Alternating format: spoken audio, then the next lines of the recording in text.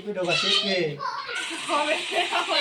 তাহলে কি video camera করবি বল দেখি বুঝতে পারছি আমি করিনি দাঁড়ান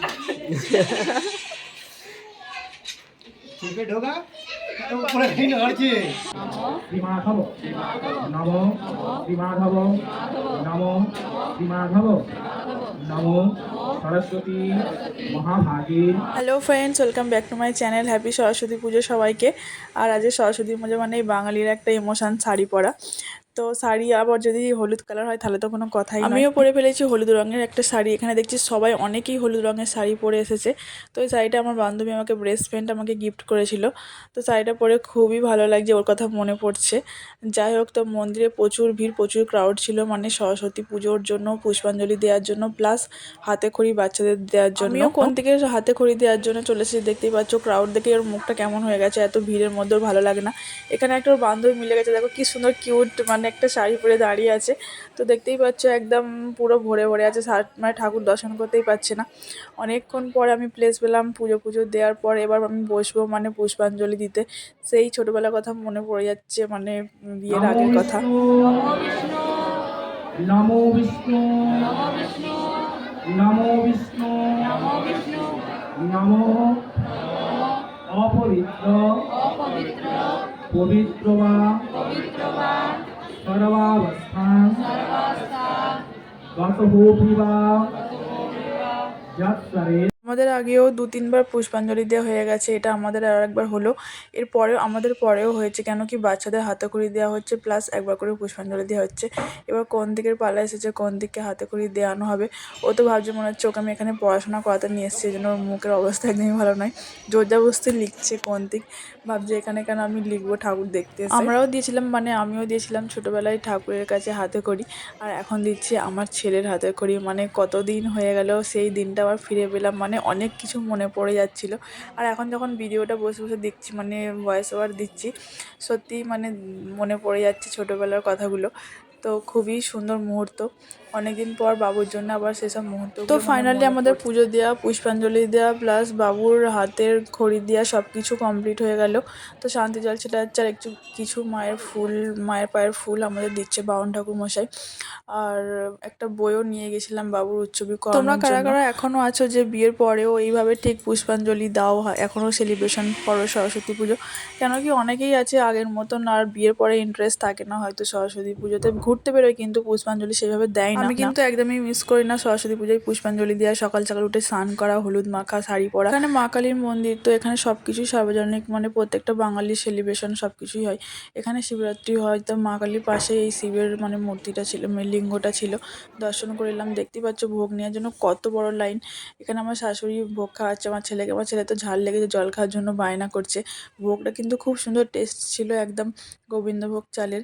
এখানে উদয় ভোগ খাওয়া শুরু করে দিচ্ছে, আর উদয়ের সঙ্গে আর একটা ভাই এসেছিল, মানে এই যে ও এখানেও খাচ্ছে, আর আমাদের সবাই খাওয়া হয়ে গেছে। তারপরে একটু ঠান্ডা জল খেয়ে আইসক্রিম কিনে আমরা বাড়ি চলে এসেছি।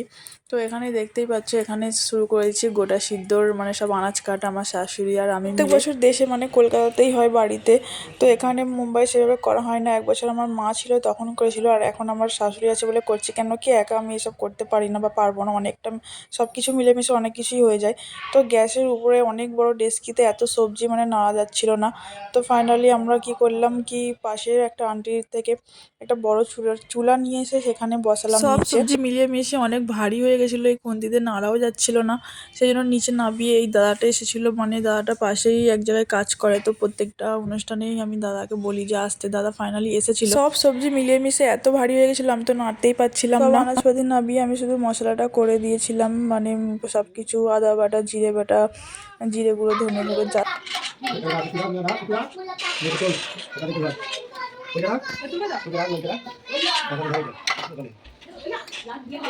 দেখো গাইস, সেখানে আমাদের উদয়দা গেম খেলছে। চেপে ঢোকা চেপে তাহলে কি ভিডিও ক্যামেরা করবি বল দেখি বুঝতে পারছি আমি করিনি দাঁড়ান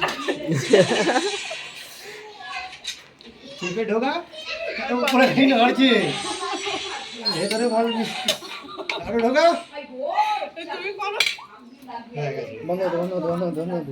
ভুলে গেছে একদম। দেখো একটা সব এরা খেয়ে ফেলেছে, কি বলবো।